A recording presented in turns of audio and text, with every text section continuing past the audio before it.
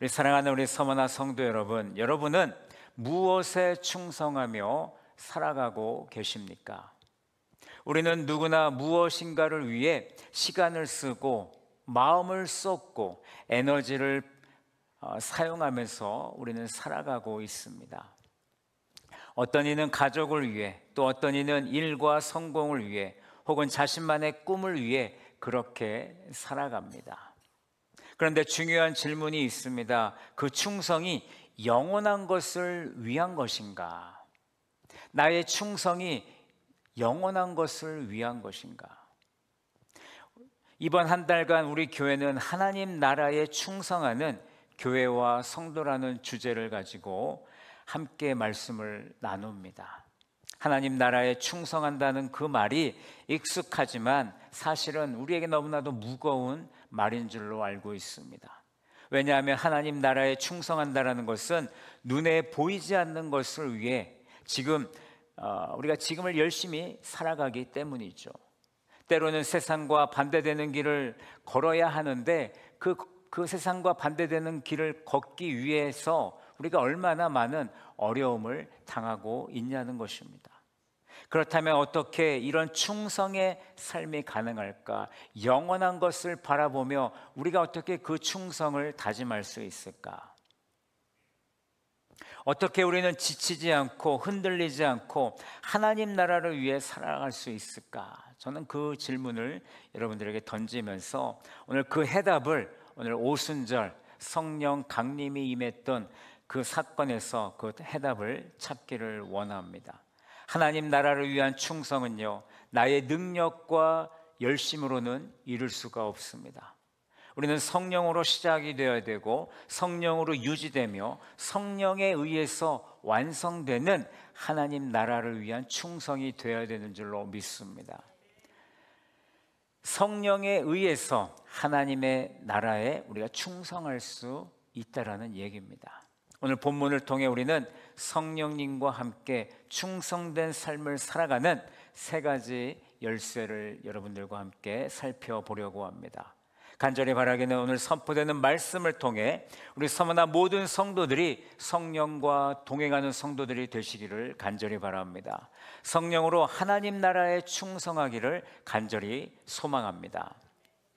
첫째, 우리는 기다림으로 준비해야 됩니다. 사도행전 2장의 배경은 오늘 오순절로 시작합니다. 오순절은 본래 유대인의 3대 절기 중에 하나입니다. 출애굽 이후에 50일째 되는 날에 지키는 맥주절이었습니다. 신약에 와서는 오순절은 예수님이 부활하신 지 50일째 되는 날이었죠. 그러면서 동시에 성령이 임하신 날이었습니다. 바로 이 날에 교회가 탄생하게 되었습니다. 하지만 이 기적은 갑자기 아무 준비 없이 이루어진 일이 아니었습니다. 그 시작은 바로 기다림이었습니다.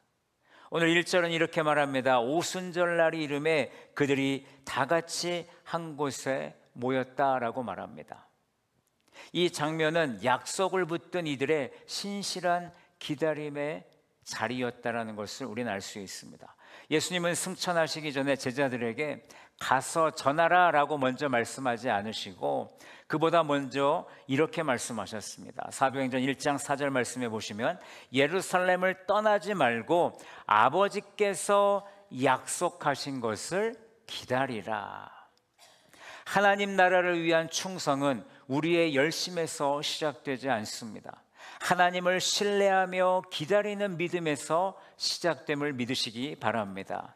제자들은 단지 함께 있었던 것이 아니라 예수님의 말씀을, 예수님의 약속을 붙들고 있었고 수동적인 멈춤이 아니라 기도하며 준비하는 능동적인 믿음의 시간을 가지고 있었다라는 것이죠.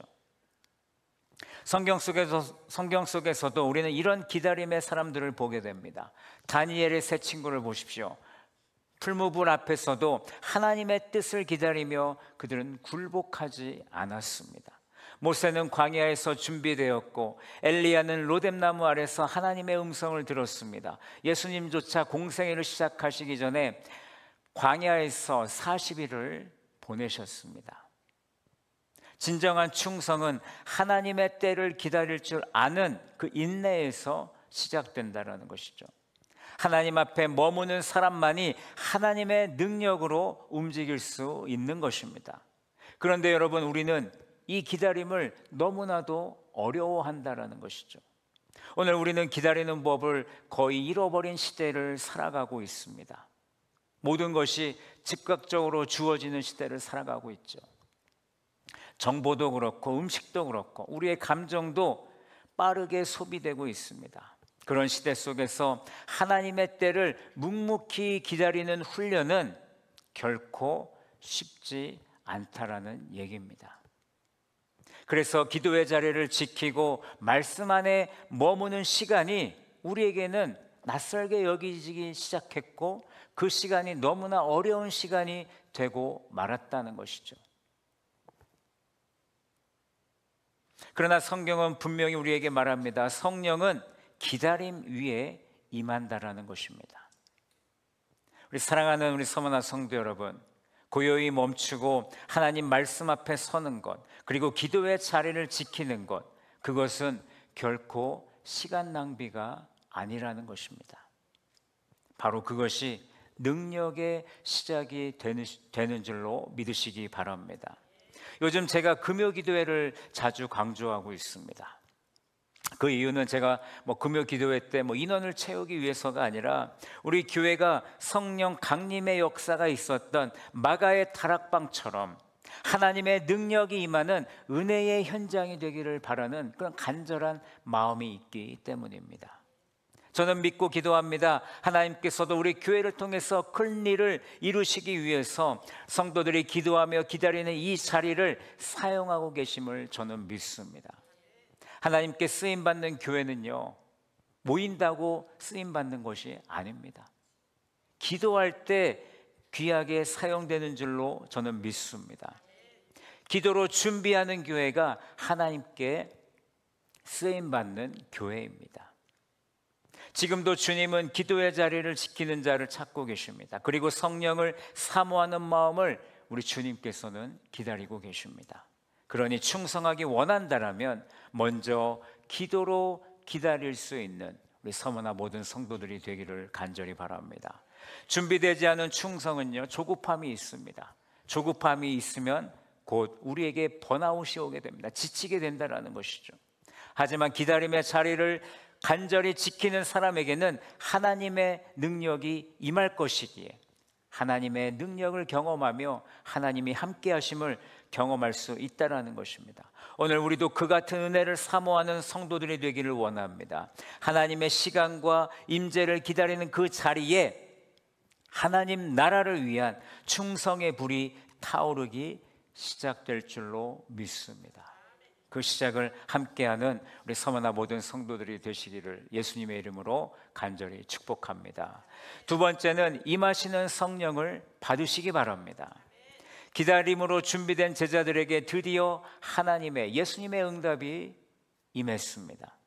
사도행전 2장 2절과 3절은 그 순간을 이렇게 기록하고 있습니다. 우리 다 같이 다시 한번 읽어볼까요? 시작. 호련히 하늘로부터 급하고 강한 바람 같은 소리가 있어 그들이 앉은 온 집에 가득하며 마치 불의 혀처럼 갈라지는 것들이 그들에게 보여 각 사람 위에 하나씩 임하여 있더니. 아멘. 이 장면은 지금 하나님의 임재의 장면을 떠올리게 하죠. 하나님은 종종 바람과 불로 자신의 임재를 나타내십니다. 출애굽기 3장에 보시면요, 모세는 불붙은 떨기나무 가운데 하나님을 만나게 됩니다. 그리고 에스겔 37장에서는 마른 뼈들이 가득한 골짜기 위로 생기가 불게 됩니다. 하나님의 바람이 불어오자, 성령이 불어오자 그들은 살아나서 하나님의 큰 군대가 되는 것을 우리는 볼 수 있습니다. 이처럼 하나님의 바람은 생명을 불어넣어 다시 일으키는 능력인 것입니다. 오늘 사도행전 2장에서 그 동일한 바람이 성령으로 임한 것이죠. 사도행전 2장 2절과 3절에서 우리는 두 가지 중요한 사실을 주목해야 되는데, 첫 번째는 성령이 각 사람 위에 임했다라는 것입니다.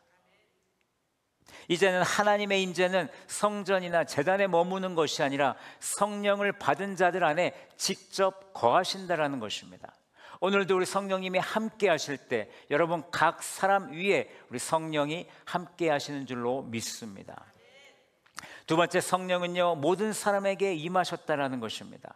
각 사람 위에 하나씩 임하였더니라는 표현은 그 자리에 있는 모든 이가 성령을 받았다라는 그 사실을 우리에게 분명히 보여주고 있습니다. 예수 그리스도를 믿는 자들에게는 성령이 모든 사람에게 임하는 줄로 믿습니다. 그리고 이 자리에 함께하는 모든 이들에게 우리 성령의 능력이 함께하는 줄로 믿습니다. 하나님은 오늘도 자신을 기다리는 모든 자에게 성령을 친히 부어주십니다. 민수기 11장에 보시면 모세가 감당하기 어려운 사역의 무게에 눌려서 탄식하고 있었습니다. 하나님은 70명의 장로들에게 성령을 부어주셨고 그들 모두가 예언을 하게 되었습니다. 그때 엘닷과 메닷이 예언하는 것을 보고 여호수아가 멈추게 하려고 하자 모세는 이렇게 말합니다. 민수기 11장 29절에 보시면 여호와께서 그의 영을 그의 모든 백성에게 주사 다 선지자가 되게 하시기를 원하노라 라고 말씀합니다. 바로 오순절 사건은 바로 그 소망이 이루어진 날이라는 것입니다. 이제 성령은 특정한 사람만이 아니라 모든 믿는 자에게 임하게 되는 줄로 믿으시기 바랍니다. 그리고 하나님의 나라를 위한 사명을 감당할 능력을 주시는 것입니다.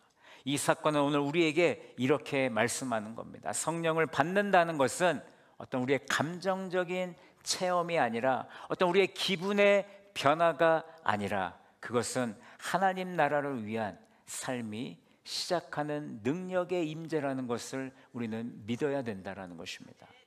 우리 가운데는 충성하고 싶지만 마음이 흔들리고 상황에 지쳐서 낙심하는 성도들이 있을 수 있습니다. 그러나 성령은 연약한 우리를 도우시며 흔들린 우리의 중심을 다시 세워주시는 분인 줄로 믿으시기 바랍니다. 로마서 8장 26절은 이렇게 우리에게 말하고 있습니다. 다 같이 한번 읽어보실까요? 시작. 성령도 우리의 연약함을 도우시나니 성령이 말할 수 없는 탄식으로 우리를 위하여 친히 간구하시느니라. 아멘. 성령님은 우리를 억지로 끌고 가시는 분이 아닙니다. 우리가 충성할 수 있도록 능력을 공급해 주시고 저와 여러분들을 위해서 친히 간구해 주시는 분이신 줄로 믿으시기 바랍니다. 목회와 사역 가운데 우리는 종종 우리의 열심만으로 충성을 하려고 합니다. 그러나 성령 없이 드리는 충성은요 오래가지 못한다라는 것을 우리가 기억해야 됩니다. 성령으로 시작한 충성만이 우리의 사역이 끝까지 이어질 수 있음을 우리는 고백합니다. 그렇다면 우리가 해야 할 일은 무엇인가? 우리는 성령을 사모하고 성령을 받아들여야 하는 것입니다. 예배의 자리에서, 기도의 자리에서, 말씀 앞에서 성령님을 초대하십시오. 그리고 그분은 이미 오셨고 지금도 우리 안에 임하기를 원하시는데 여전히 우리가 그분을 바라보지 못하고 닫힌 우리의 마음으로 성령의 능력을 경험하지 못하는 그런 안타까운 우리의 충성의 삶을 살고 있는 나의 모습은 없는지 돌아보기를 원합니다. 사랑하는 여러분, 성령은 과거의 이야기 속에만 머무시는 분이 아니십니다. 오늘도 이 자리에 함께 하시고 여러분들의 마음속에 함께 하시는데 우리가 성령 충만하지 못하기 때문에 그 성령님의 능력을 구하지 못하며 충성하지 못하는 우리의 모습이 있다는 것을 우리는 기억해야 됩니다. 오늘도 하나님은 우리 각 사람 위에 성령을 부어주시기를 원하십니다. 그 임재를 받아들이고 나아갈 때 그 불이 우리의 마음을 다시 살리고 하나님의 나라를 위한 충성의 걸음이 다시 시작될 줄로 믿습니다. 마른 우리의 마음에 생기를 불어넣어 주셔서 우리의 마음이 다시 살아나는 성령 충만으로 살아나는 놀라운 성령의 역사가 여러분들에게 임할 것이기 때문에 우리는 그 성령을 받아들일 수 있는 서머나 모든 성도들이 되시기를 예수님의 이름으로 간절히 축원합니다. 세 번째, 성령의 말로 우리는 담대히 나아가야 됩니다. 4절 말씀 우리 함께 읽어보실까요? 시작. 그들이 다 성령의 충만함을 받고 성령이 말하게 하심을 따라 다른 언어들로 말하기 시작하니라. 아멘. 성령은 우리 가운데 임하시고 임재로만 끝나지 않으셨다라는 것이죠. 그분은 우리 안에 거하시며 우리로 하여금 행동하게 하시는 분이십니다. 오늘 이 구절은 성령의 충만함이 마음속 어떤 체험 속에만 머물러 있지 않고 말과 행동으로 이어졌다는 것을 분명히 우리에게 말해주고 있는 것입니다. 성령을 받은 제자들은요, 더 이상 숨어 있지 않았습니다. 그들은 거리로 나아갔고 입을 열어서 예수 그리스도를 증거하기 시작했다는 것이죠. 그 말은 성령이 말하게 하심을 따라 나온 말이었습니다. 이 장면은 요엘서 2장의 28절 말씀에 약속이 성취되는 순간입니다. 그 후에 내가 내 영을 만민에게 부어주겠다라고 말씀하셨습니다. 또한 이 사건은 창세기 11장 바벨탑 사건과도 대조가 됩니다. 그때 사람들은 자기의 이름을 높이려다가 하나의 언어에서 여러 가지 언어로 흩어지게 됩니다. 하지만 오늘 오순절에 성령이 임하시자 하나님의 이름을 전하는 자들 위해 여러 언어가 하나의 목적 아래에서 하나됨을 이루게 되는 것을 보게 됩니다. 성령은 흩어진 것을 하나로 모으시는 능력이 있습니다. 혼란을 질서와 사명으로 회복시키는 능력이 있다라는 것이죠. 그리고 이 사건은 당시 제자들만을 위한 것이 아니라 성령은 지금도 말씀하시며 저와 여러분들에게 오늘 이 예배 가운데 여전히 말하게 하시는 줄로 믿습니다. 성령을 받은 사람은 여러분 침묵 속에 머물지 않습니다. 하나님 나라를 드러내는 담대한 말로 나아가게 되는 줄로 믿습니다. 여러분 베드로를 보십시오. 예수님을 3번 부인했던 그가 성령을 받은 후에 수천 명 앞에서 예수 그리스도를 전하고 있습니다. 복음을 전하고 있습니다. 그는 더 이상 두려운 마음이 아니라 성령과 함께하는 마음으로 하나님의 성령이 주시는 그 메시지를 온전히 전하고 있다는 것입니다. 성령이 그에게 말할 수 있는 능력을 주셨기 때문에 베드로는 온전히 그 복음을 전할 수 있었던 것이죠. 예수님도 이렇게 말씀하셨습니다. 누가복음 12장 12절에 마땅히 할 말을 성령이 곧 그때에 너희에게 가르치신다라고 말씀하셨습니다. 여러분 이 약속은 지금도 유효한 줄로 믿습니다. 성령은 필요할 때에 필요한 말을 저와 여러분들의 입술에 주시는 줄로 믿습니다. 오늘날 우리도 같은 부르심을 받고 있습니다. 가정에서, 일터에서, 교회와 세상 속에서 하나님을, 예수님을, 성령님을 말해야 할 자리에 우리가 서 있다라는 것입니다.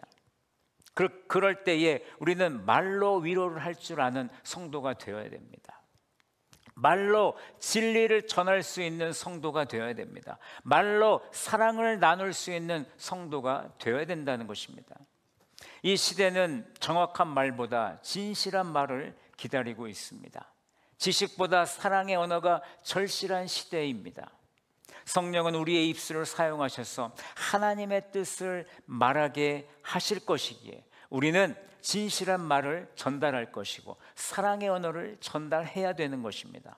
그러니 우리는 두려워하지 말아야 됩니다. 무엇을 말해야 될지 몰라서 말을 아끼는 것이 아니라 성령께서 말하게 하시는 것을 믿고 순종하며 진리를 선포할 수 있는 우리 서머나 성도들이 되시기 바랍니다.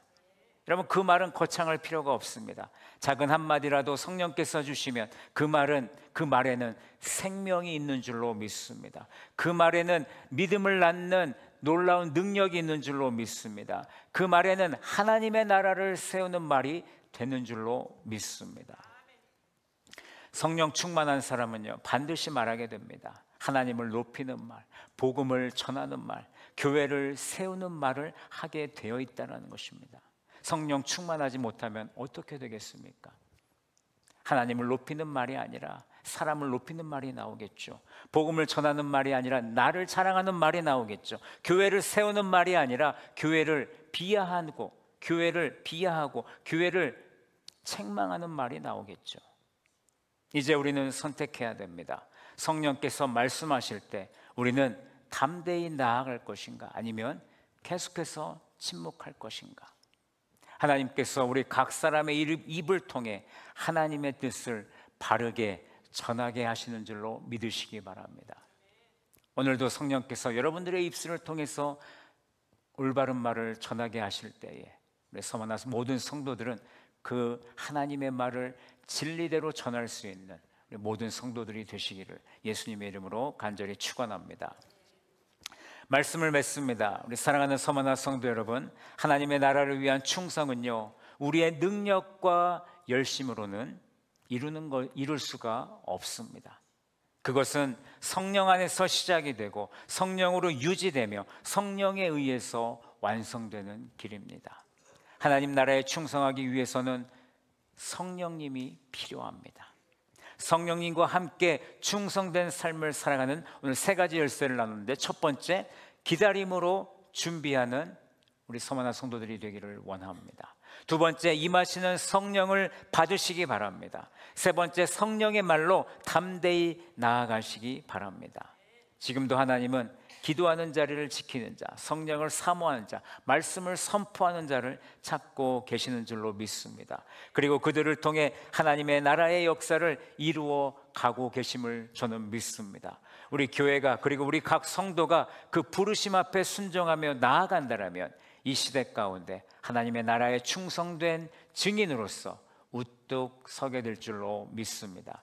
이제 성령 안에서 담대히 충성의 걸음을 걷는 우리 모든 서머나 성도들이 되시기 바랍니다. 주님은 이미 우리와 함께 하시며 저와 여러분들을 사용하기를 원하고 계심을 우리가 믿기를 원합니다.